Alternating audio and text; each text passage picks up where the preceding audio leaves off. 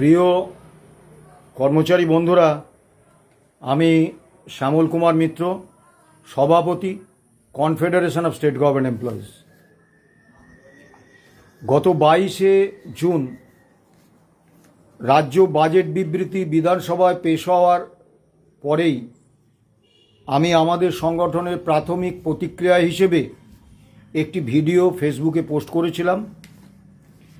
সেটি বেশ কিছু ইউটিউব চ্যানেল সম্প্রচার করেছেন এবং সব মিলিয়ে বিপুল সংখ্যায় মানুষ সেই ভিডিও দেখেছেন এবং কমেন্ট সেকশানে যেভাবে তারা আমার বক্তব্যের সঙ্গে সহমত হয়েছেন, তাদের প্রত্যেকের কমেন্টের উত্তর দিতে পারেনি, এত অসংখ্য কমেন্ট এসেছে, সেজন্য ক্ষমা প্রার্থী। তাদের প্রত্যেককে কৃতজ্ঞ চিত্তে আমার নমন জানাচ্ছি। গত দিনের ভিডিওতে আমি বলেছিলাম যে রাজ্য সরকার এই বাজেট বিবৃতিতে স্থায়ী কর্মচারীদের সঙ্গে একটা নিষ্ঠুর রসিকতা করলেন। আজকে বলছি, কর্মচারীদের প্রতি রাজ্য সরকার কিন্তু তার প্রতিশ্রুতি মতো কোনো কিছু করলেন না, উল্টে কর্মচারীদের, স্থায়ী কর্মচারীদের একবারে সর্বনাশের শেষ সীমায় পৌঁছে দিলেন। অবাক হয়ে দেখলাম এই বাজেট বিবৃতির পরেই আমাদের মতো হাতে গোনা দু একটি সংগঠন বাদে বাকি সমস্ত সংগঠন তারা অভিনন্দনের বন্যায় সরকারকে ভাসিয়ে দিলেন। মিষ্টিমুখ চলল। বিধানসভায় কর্মচারীরা গেরুয়া আবির মেখে, এক শ্রেণীর কর্মচারী তারা উচ্ছ্বাস প্রদর্শন করলেন। আমি জানি না তারা এই বাজেট বিবৃতিটা বুঝে উচ্ছ্বাস প্রদর্শন করলেন, সরকারকে অভিনন্দন জানালেন, না কোনো আরোপিত দায় থেকে অভিনন্দন জানিয়ে কর্মচারীদের বিভ্রান্ত করলেন। একজন নেতা তিনি অত্যন্ত বলিষ্ঠ ভাষায় বললেন, আজকে একটা কর্মী বান্ধব সরকার এসেছে, আমাদের সরকার, এবং সেই সরকার 20% ডিএ ঘোষণা করেছে। এক লপ্তে 20% ডিএ এক বছরে আপনারা কোনোদিন কল্পনা করেছেন? কখনো পেয়েছেন? আমি সবিনয়ে বলবো, 1995 সালে 3 কিস্তিতে পূর্বতন বামফ্রন্ট সরকার 28% ডিএ দিয়েছিলেন। 2009 সালের ডিসেম্বর মাস থেকে আপনারা 22% ডিএ পেয়েছিলেন, সেটাও বামফ্রন্ট আমলে। অর্ডার নম্বর হচ্ছে 10901 এপি। 1/1/2018 থেকে 15% ডিএ পেয়েছিলেন। 1/1/2019 থেকে 25% ডিএ পেয়েছিলেন, সেটা তৃণমূল সরকারের আমলে। কাজেই 1 লক্ষে 20% ডিএ বছরে এই প্রথম, এটা একেবারে পরিকল্পিত মিথ্যাচার। দ্বিতীয় বিষয় হচ্ছে যে সেই বামফ্রন্ট সরকারের আমল থেকে আমাদের দাবিটা কি ছিল? All India consumer price index মেনে বকেয়া সহ প্রাপ্য হওয়ার দিন থেকে ডিএ দাও। আমাদের এখন গভীরভাবে ভাবতে হবে আমাদের দাবিটা কি শাসক দলে পরিবর্তনের সঙ্গে সঙ্গে আলাদা আলাদা হবে? বামফ্রন্ট সরকারের আমলে, তৃণমূল সরকারের আমলে দাবিটা থাকবে all India consumer price index মেনে প্রাপ্য হওয়ার দিন থেকে বকেয়া সহ ডিএ দিতে হবে। আর সরকারে যখন বিজেপি আসবে, আমরা এই মানে all India consumer price index না মেনে ডিএ দিলে সেটাকে অভিনন্দন জানাবো? আমাদের এই দ্বিচারিতামূলক অবস্থান থেকে বেরিয়ে আসতে হবে। এবারে আসুন, 20% ডিএ পেলেন কবে থেকে? 1 অক্টোবর। মুখ্যমন্ত্রী বলেছেন যে 2027-এর 1 জানুয়ারি থেকে 7ম রাজ্য বেতন কমিশনের সুপারিশকৃত বেতন, ভাতা এবং পেনশন আপনারা পেতে থাকবেন। তাহলে স্বাভাবিক নিয়মে ডিসেম্বর 2026-এ রোপা তৈরি করতে হবে, কারণ রোপা তৈরি না হলে তো আপনারা বর্ধিত বেতন, 7ম রাজ্য বেতন কমিশনের বর্ধিত বেতন ভাতা পাবেন না। তা ডিসেম্বর 2026-এ রোপা তৈরি করতে হলে নভেম্বর 2026-এর মধ্যে পে কমিশনকে তার সুপারিশ দাখিল করতে হবে সরকারের কাছে। এখনও 25শে জুন আজকে পে কমিশনের চেয়ারম্যান অন্যান্য সদস্যদের নাম ঘোষণা হয়নি, পে কমিশনের টার্মস অ্যান্ড রেফারেন্স ঘোষণা হয়নি, পে কমিশনের অফিস, তার কর্মী আধিকারিক, তার যে পরিকাঠামো সেসব কিচ্ছু হয়নি। পশ্চিমবাংলায় দুর্ভাগ্যের সঙ্গে আমরা ঐক্যবদ্ধ কর্মী পক্ষ হিসেবে কোনো সরকারের আমলেই নিজেদেরকে সরকারের কাছে উপস্থাপিত করতে পারিনি। কিন্তু পশ্চিমবাংলায় অসংখ্য সংগঠন, সেই সংগঠনগুলো এই পে কমিশনের কাছে তাদের স্মারকলিপি দেবে। সেই স্মারকলিপি মাননীয় সদস্যরা চেয়ারম্যান সহ পড়ে দেখবেন, তারপর তারা এইসব সংগঠনগুলোকে ডাকবেন এবং তাদের শুনানি করবেন। ফলে নভেম্বর 2026-এর মধ্যে পে কমিশনের সুপারিশ তৈরি কার্যত অসম্ভব ব্যাপার। কাজেই মুখ্যমন্ত্রীর এই প্রতিশ্রুতি বাস্তবে কার্যকর যে হচ্ছে না, এতে আমার মনে অন্তত কোনো দ্বিধা সংকোচ নেই। দ্বিতীয়, যদি পে কমিশন নিয়ে মাননীয় মুখ্যমন্ত্রী বলেছেন, কিন্তু রাজ্য বাজেটে পে কমিশন নিয়ে একটা শব্দও কিন্তু নেই, এটাও কিন্তু আমাদের চিন্তায় রেখেছে।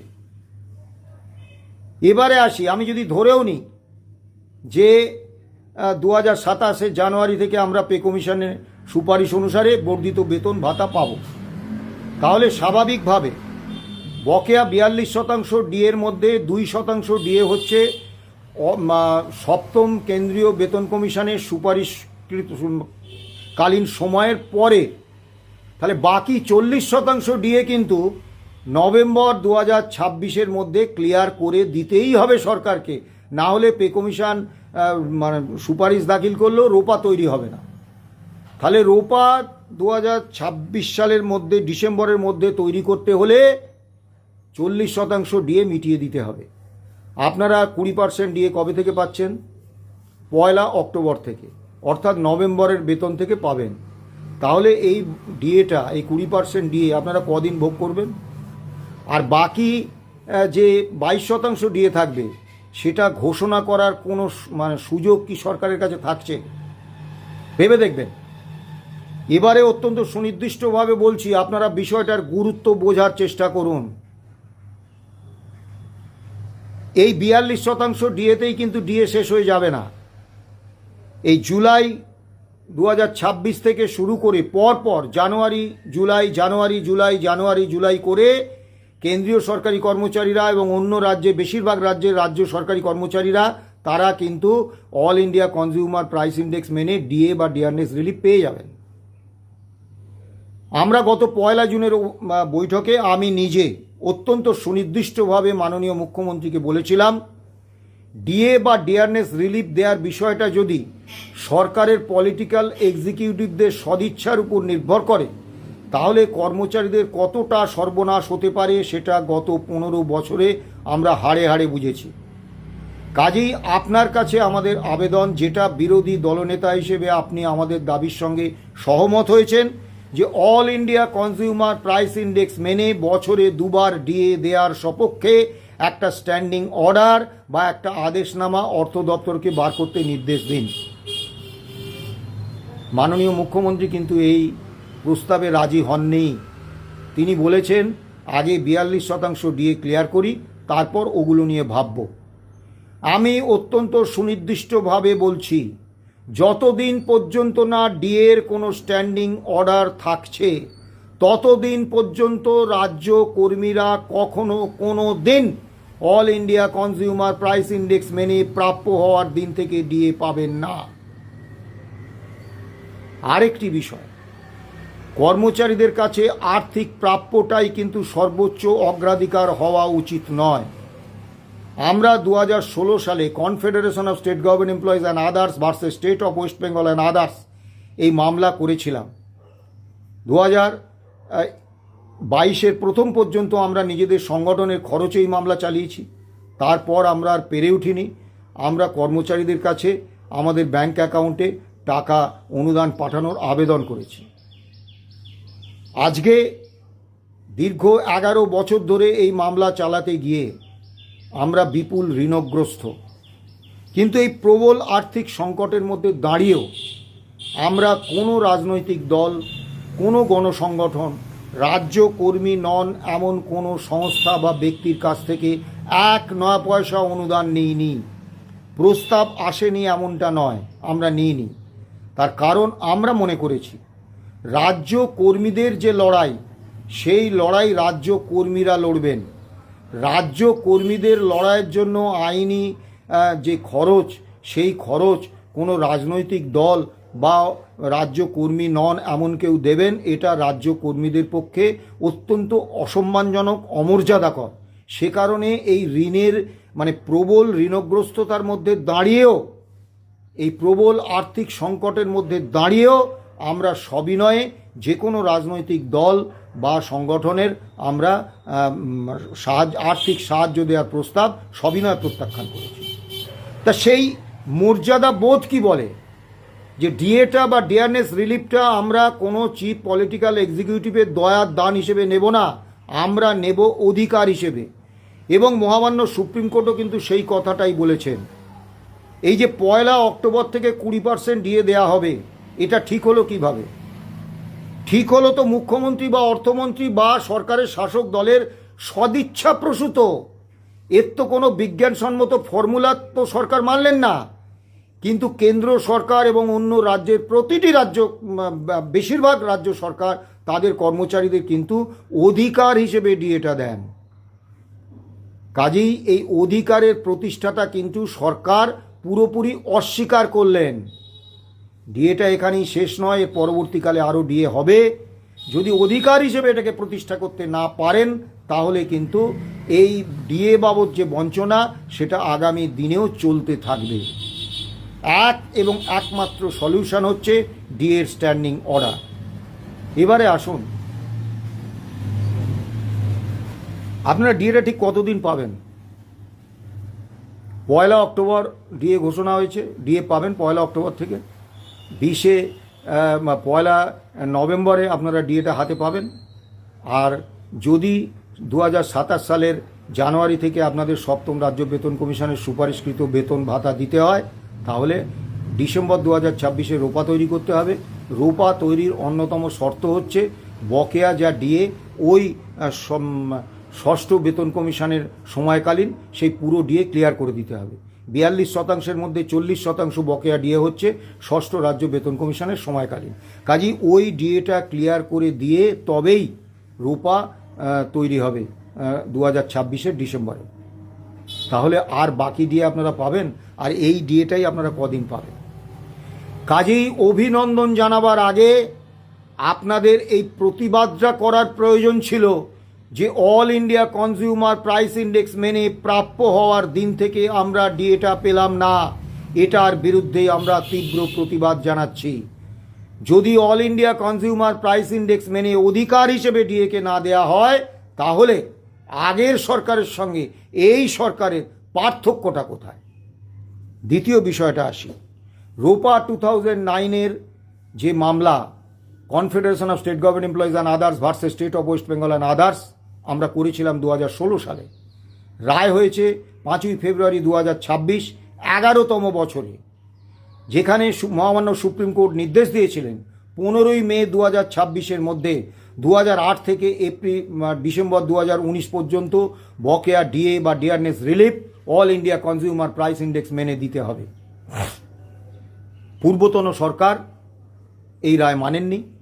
তারা পরিকল্পিতভাবে একটা চক্রান্ত করে অর্থ দপ্তরকে দিয়ে বহুমাত্রিক জটিলতা তৈরি করে দিয়েছেন এই রায় রূপায়ণে। ফলে সুপ্রিম কোর্টে আমরা কি বলবো এই নিয়ে আমরা ধন্দে। কারণ এত বেশি বিষয় বলতে হবে, সেই অত বেশি বিষয় বলার মতো সময় মাননীয় বিচারপতিরা কি দেবেন? প্রথম চক্রান্ত যে হিসেবটা করে দেওয়া হয়েছে সেটা ভুল। 1 জুন মাননীয় মুখ্যমন্ত্রীর সঙ্গে বৈঠকে আমি অত্যন্ত সুনির্দিষ্টভাবে মাননীয় মুখ্যমন্ত্রীর অনুমোদন নিয়ে তার সামনে অর্থ সচিব প্রভাত মিশ্রকে বলেছিলাম, আপনারা 3টে পরিকল্পিত ভুল করেছেন, যার ফলে কর্মচারীরা তাদের প্রাপ্যের 43% পেয়েছেন, 57% কাট মানি হিসেবে সরকার কর্মচারীদের পকেট থেকে কেটে নিয়েছে। 1 নম্বর, রোপা 2009-এ পরিষ্কার বলে দেওয়া আছে বেসিক পে তার সঙ্গে গ্রেড পে, তার সঙ্গে এনপিএ যোগ করে ডিএ ক্যালকুলেশন হবে।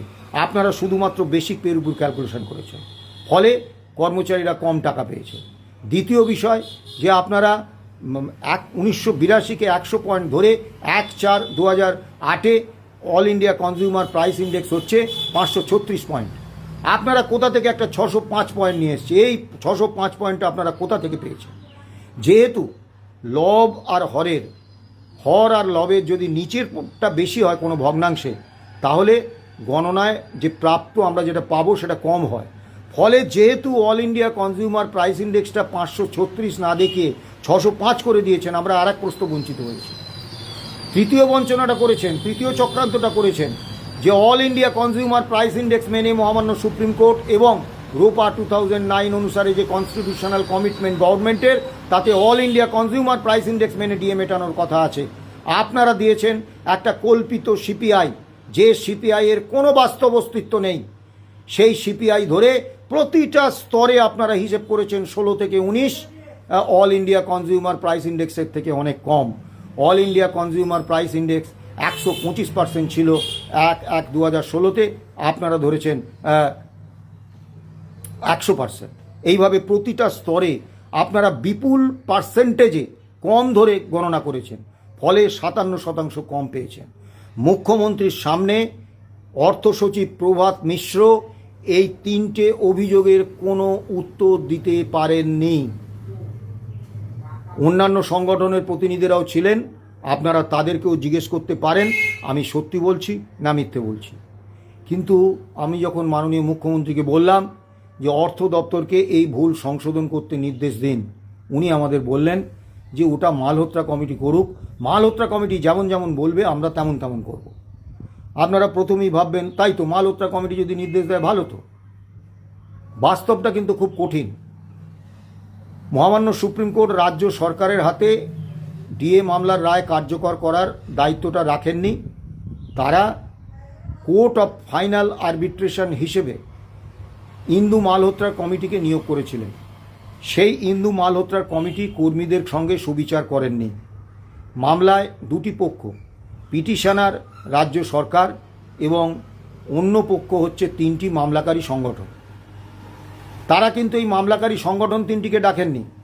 তারা শুধুমাত্র রাজ্য সরকারের সঙ্গে একটার পর একটা বৈঠক করে রাজ্য সরকারের সঙ্গে সহমত হয়ে রাজ্য সরকারকে একটার পর একটা অর্ডার বার করতে নির্দেশ দিয়েছেন এবং রাজ্য সরকার সেগুলো বার করেছে।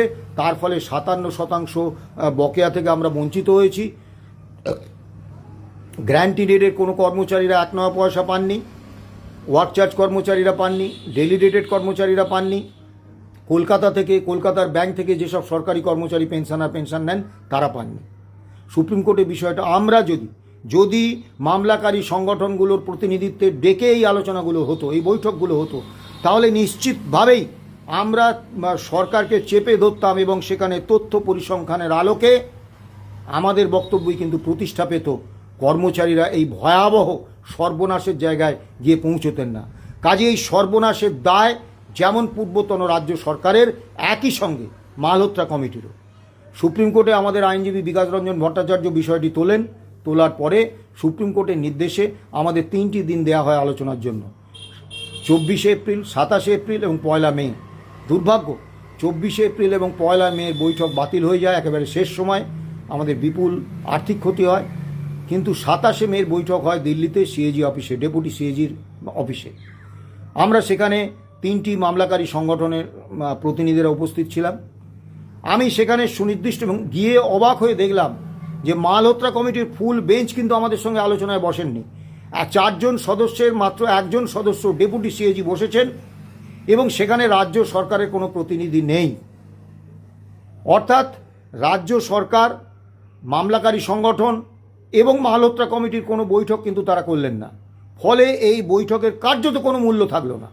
কিন্তু সেই বৈঠকেও আমি অত্যন্ত সুনির্দিষ্টভাবে, আমাদের আইনজীবী ফিরদৌস শামীম অত্যন্ত সুনির্দিষ্টভাবে দীর্ঘ সময় ধরে যে বিষয়গুলো তুলে ধরেছিলাম, 1 নম্বর হিসেবে পরিকল্পিত ভুল, 2 নম্বর গ্র্যান্টিং হেডে কর্মচারী এবং পেনশনাররা 1 নয়া পয়সা না পাওয়া, ওয়ার্ক চার্জ কর্মচারী, ডেলি রেটেড কর্মচারী এবং কলকাতার ব্যাংক থেকে পেনশন নেওয়া সরকারি পেনশনাররা 1 নয়া পয়সা নেওয়ার বিষয়টা আমরা তুলে ধরেছি।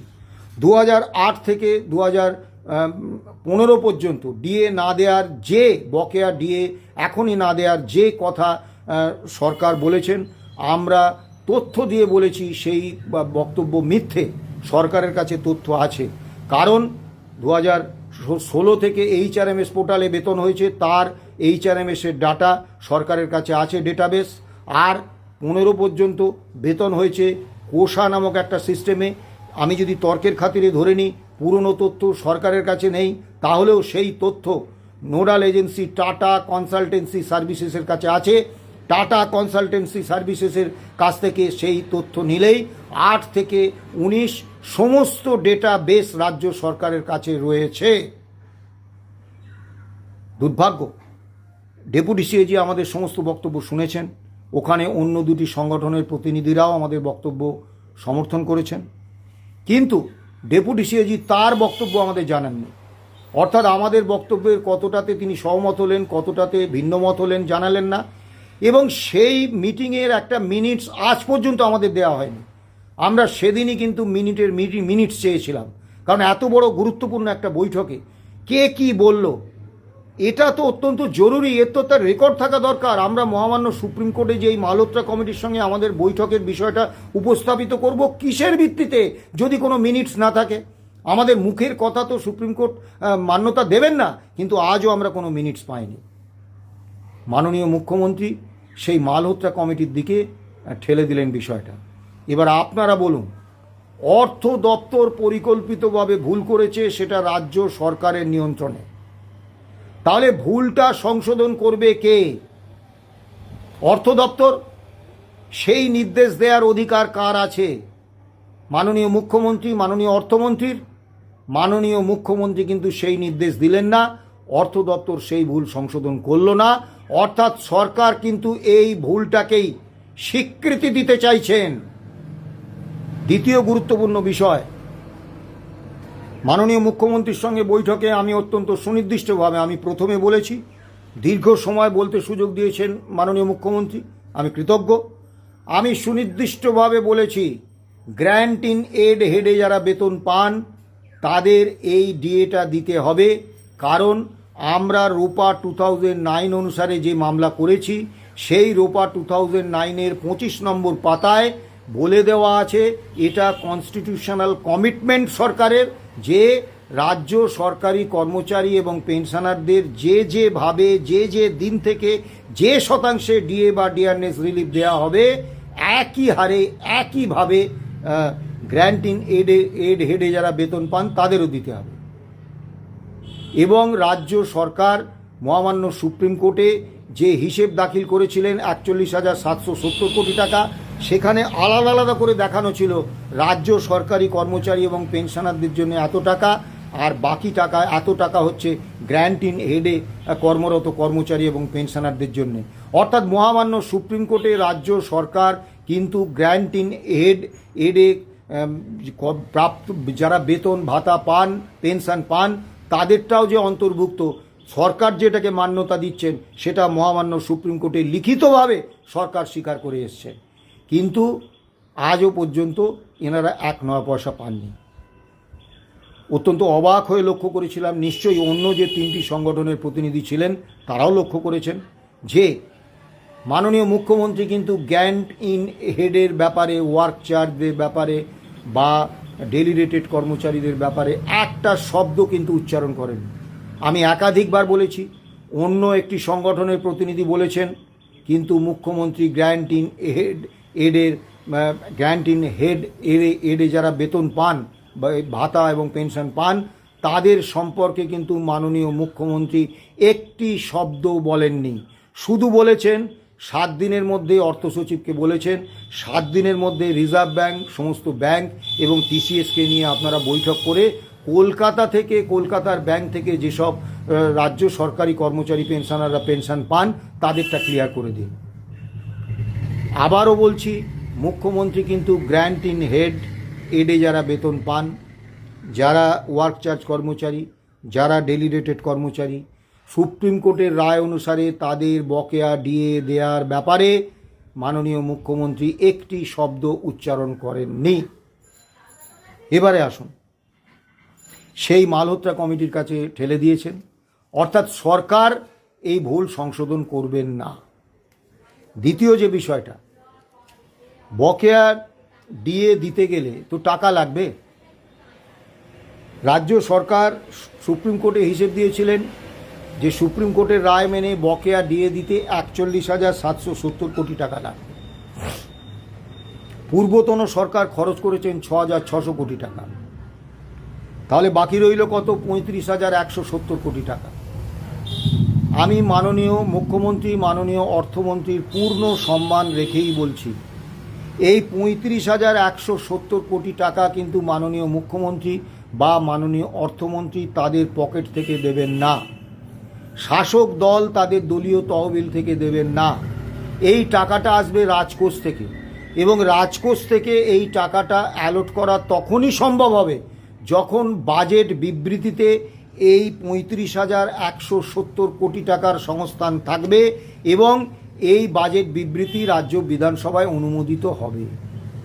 আমি বাজেট বিবৃতি পুঙ্খানুপুঙ্খভাবে খতিয়ে দেখেছি, কোথাও সুপ্রিম কোর্টের রায় মেনে 2008 থেকে 2019 পর্যন্ত বকেয়া ডিএ দেওয়ার ব্যাপারে বা ডিয়ারনেস রিলিফ দেওয়ার ব্যাপারে দেওয়ার জন্য 35,170 কোটি টাকার কোনো সংস্থান কোথাও রাখা হয়নি।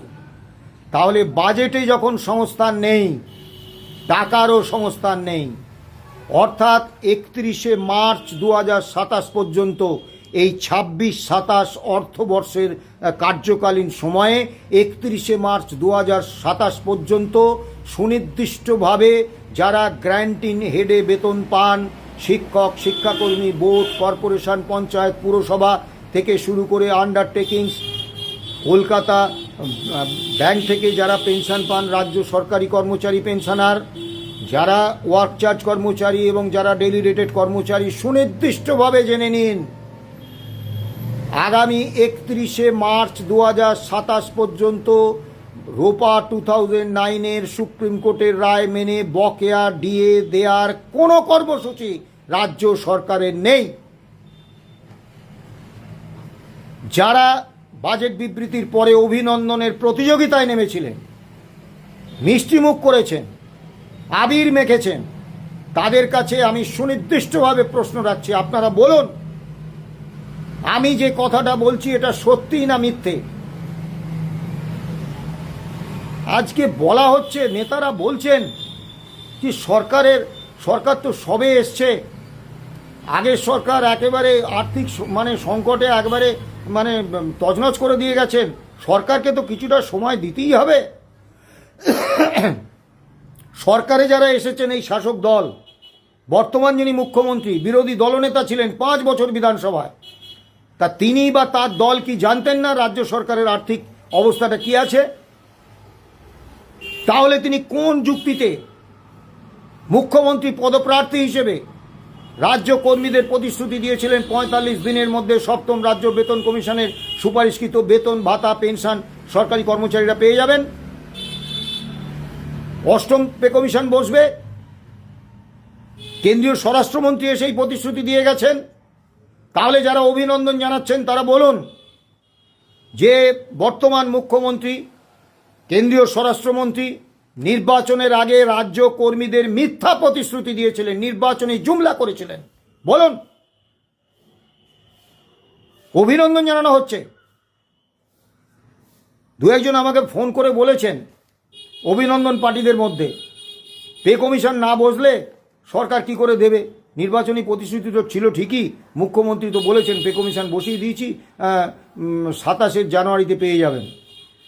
আপনি আনন্দে লাফাতে থাকুন। পে কমিশন নামে স্বশাসিত সংস্থা, আসলে সরকার যা নির্দেশ দেন সেই নির্দেশ অনুসারে পে কমিশন একটা কলার পাতা রিপোর্ট তৈরি করে দেয়, এবং বিগত দীর্ঘ দিনের অভিজ্ঞতা থেকে আমরা দেখেছি যে ওই যা বেতনক্রম থাকে একটা ফিটমেন্ট ফ্যাক্টর দিয়ে সেটাকে গুণ করে তার সঙ্গে কিছু যোগ করে সরকার একটা পে কমিশন বার করে দেন। পে কমিশন হচ্ছে কর্মচারী বঞ্চনাকে দীর্ঘমেয়াদী করার একটা প্রক্রিয়া মাত্র। সরকারের যদি সদিচ্ছা থাকতো ৪৫ দিনের মধ্যে সপ্তম বেতন কমিশনের সুপারিশকৃত বেতন ভাতা পেনশন রাজ্য কর্মীদের দেবেন, তাহলে অনায়াসে দিতে পারতেন। শুধু একটা ওয়ান ম্যান পে কমিটি করে সেই পে কমিটির চেয়ারম্যানকে বলে দিতেন যে ফিটমেন্ট ফ্যাক্টর হচ্ছে এইটা 2.57 বা 2.59, যাই হোক সরকার যেটা ঠিক করেছেন যে ফিটমেন্ট ফ্যাক্টর হবে, এই ফিটমেন্ট ফ্যাক্টর এটা, আর তার সঙ্গে এই অ্যাডিশন করে তুমি পে স্কেল তৈরি করে দাও। সেটা করতে 2 দিন 3 দিন সময় লাগে খুব বেশি হলে। আর আমাদের মতো মানে যারা আমলা আছেন তাদের দিলে ওটা 2 ঘন্টার কাজ। সরকার তা করেননি, পে কমিশন বসিয়ে দিয়ে দীর্ঘমেয়াদী বঞ্চনার সামনে ফেলে দিয়েছেন। এখানে দুটো মৌলিক প্রশ্ন। সরকার প্রতিশ্রুতি দেওয়ার সময় কি রাজ্য কর্মীদের সপরিবারে ভোটটা আনার জন্য একের পর এক মিথ্যা প্রতিশ্রুতি দিয়ে গেছেন? সেটা পালনের কোনো দায় সরকারের নেই। আর দ্বিতীয়ত, সরকার পে কমিশনের দীর্ঘমেয়াদী বঞ্চনা দিলেন। যারা আশায় আছেন 27 জানুয়ারিতে তো পে কমিশনে একবারে বিপুল টাকা পেয়ে যাচ্ছি, মূর্খের স্বর্গে বাস করছেন। পে কমিশনের চেয়ারম্যান আজকে 25শে জুন, চেয়ারম্যান, অন্য সদস্য, তার কর্মী আধিকারিক, তার ইনফ্রাস্ট্রাকচার, তার অফিস, তার টার্মস অ্যান্ড রেফারেন্স কিচ্ছু হয়নি, শুধু ঘোষণা স্তরে আছে। কাজেই যদি ধরেও নেন যে হ্যাঁ সরকারের প্রবল সদিচ্ছা আছে, অসংখ্য কর্মী সংগঠন তারা সব স্মারকলিপি দেবে, সেইগুলো সব পড়তে হবে, পড়ে তাদেরকে শুনানিতে ডাকতে হবে। আর যদি আমি আগেও বলেছি, যদি 27শে জানুয়ারি থেকে পে কমিশনের রায় কার্যকর করতে হয়, তাহলে ডিসেম্বর 2026-এ রোপা তৈরি করতে হবে। সেই রোপা তৈরির অন্যতম সদস্য 40% বকেয়া ডিএ ক্লিয়ার করতে হবে, 42 নয় 40% ডিএ ক্লিয়ার করতে হবে, এবং নভেম্বর 2026-এর মধ্যে পে কমিশনের সুপারিশ জমা পড়তে হবে। এটা কোনোভাবেই বাস্তবে সম্ভব নয়। আমরা কিন্তু খুব আতঙ্কিত এই কারণে যে আগের সরকার পুরোপুরি একটা কর্মী বিদ্বেষী অবস্থান নিয়ে চলেছে, এবং গত 15 বছরে কর্মচারীদের বঞ্চনাটা যে জায়গায় গেছে সেটা বলার কথা নয়। কিন্তু বর্তমান সরকার এসেও তাদের ফেলে যাওয়া চটিতে পা গলিয়ে তাদেরই মতো কাজ করছে। ডিএ 20% কিন্তু all India consumer price index মেনে হচ্ছে না, ডিএর কোনো স্ট্যান্ডিং অর্ডার হচ্ছে না, অর্থাৎ ডিএর বঞ্চনা চলছে, আগামী দিনেও চলবে। সুপ্রিম কোর্টের রায় এই রাজ্য সরকার অন্তত 31শে মার্চ 2027 পর্যন্ত কার্যকর করছেন না। অনেকে বলছেন একটু অপেক্ষা করা তো যেতেই পারে, সরকারটা নতুন এসেছেন, আপনারা তো মামলা করেননি। আমরা সেই সময়ের প্রবল রাজরোষ উপেক্ষা করে, বহু ত্যাগ স্বীকার করে, অনেক প্রতিকূলতার মধ্যে গিয়ে 2016 সালে মামলা করেছিলাম। 2016 সাল থেকে আজকে 2026, 11 বছর হয়ে গেছে। আমাদের সঙ্গে যারা মামলায় ছিলেন তারা অনেকে চলে গেছেন, প্রয়াত হয়েছেন। বহু পেনশনার মৃত্যুর দিকে পা রেখে বসে আছেন। আর কত অপেক্ষা? অত্যন্ত সুনির্দিষ্টভাবে বলছি, এই বাজেটে রাজ্য সরকার কর্মচারীদের সঙ্গে, স্থায়ী রাজ্য কর্মচারীদের সঙ্গে একটা বিরাট, আমি শব্দচয়নে সতর্ক থেকে বলছি, বিশ্বাসঘাতকতা করেছেন, রসিকতা করেছেন। কর্মচারীদের কিচ্ছু দেননি, উল্টে রূপা 2009-এর মামলার রায় অনুসারে বকেয়া ডিএ বা ডিয়ারনেস রিলিফ না দেওয়ার অবস্থাটা একদম স্পষ্ট করে দিয়েছে। এছাড়াও সরকার কি করেছে, আমি যেদিন সরকার ওই কর্মচারীদের বাক স্বাধীনতা হরণ করার অর্ডারটা বার করলেন 19/5/2026-এ, আমি সেদিনই বলেছিলাম সরকার ক্ষমতায় আসার পরেই এই রকম একটা ভয়ঙ্কর অর্ডার বার করার প্রয়োজন কেন হলো? সরকার কখন রাজ্য কর্মীরা বা কর্মী সংগঠনের নেতারা সরকারের সমালোচনা করবেন? যখন সরকার কর্মীদের বিরুদ্ধে, কর্মীদের স্বার্থের বিরুদ্ধে কোনো সিদ্ধান্ত নেবেন তখন তো। তার মানে এই আদেশনামা, কর্মীদের বাক স্বাধীনতা হরণের এই আদেশনামা, সরকারের সমালোচনা নিষিদ্ধ করার এই আদেশনামা বার করার মধ্য দিয়ে সরকার বুঝিয়ে দিচ্ছেন যে অদূর ভবিষ্যতে সরকার কর্মীদের স্বার্থের বিরুদ্ধে অসংখ্য সিদ্ধান্ত নেবেন, তাই জন্য এই ক্ষেত্রটা প্রস্তুত রাখছেন। সরকার ইতিমধ্যে ব্যক্তি পরিসরে ঢোকার চেষ্টা করে দিয়েছেন। অর্ডার বার করে বলেছেন প্রতিটা সরকারি কর্মচারীর বাড়িতে, এমনকি ওই 600 টাকা মাইনের ট্যাক্স কালেক্টরের বাড়িতেও স্মার্ট মিটার লাগাতে হবে। আমি বাড়িতে স্মার্ট মিটার লাগাবো না ডিজিটাল মিটার লাগাবো, এটা ঠিক করে দেওয়ার সরকার কে? সরকার কেন আমার ব্যক্তিগত স্পেসে ঢুকবে? এটা নিয়ে মামলা হয়েছে এবং আমার ধারণা সরকারের এই আদেশ বাতিল হবে। সরকার নির্দেশ দিয়েছিলেন, আদেশনামা বার করেছিলেন, যোগা দিবসে সকলকে বাধ্যতামূলকভাবে অংশগ্রহণ করতে হবে। আমি যোগা করে আমার শরীর ঠিক রাখবো না ব্যায়াম করব না সাঁতার কাটবো, এটা আমার ব্যক্তিগত চয়েস।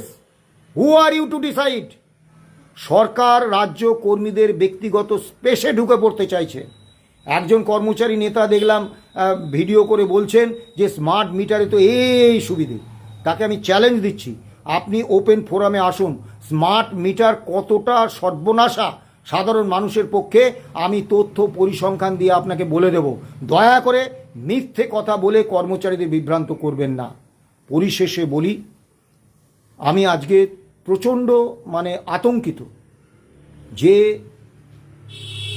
যে সময় কর্মচারীদের ঐক্যবদ্ধ কর্মী পক্ষ হিসেবে গড়ে তুলে এই সরকারের বিরুদ্ধে আন্দোলনে ঝাঁপিয়ে পড়ার সময়, যে সময় দরকার ছিল, সেই সময় অভিনন্দনের বন্যায় যারা সরকারকে ভাসিয়ে দিচ্ছেন তাদের অবশ্যই কোনো আরোপিত দায় আছে এই সরকারের সমর্থন করা।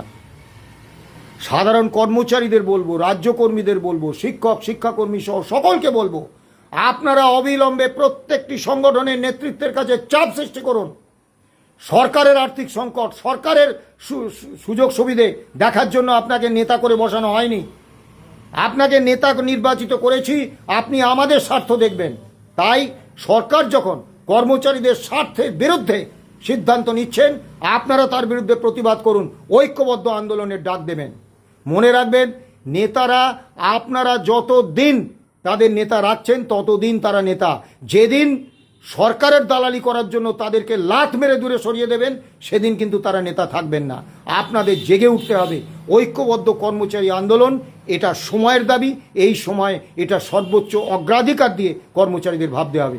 ভালো থাকবেন, সুস্থ থাকবেন। নমস্কার।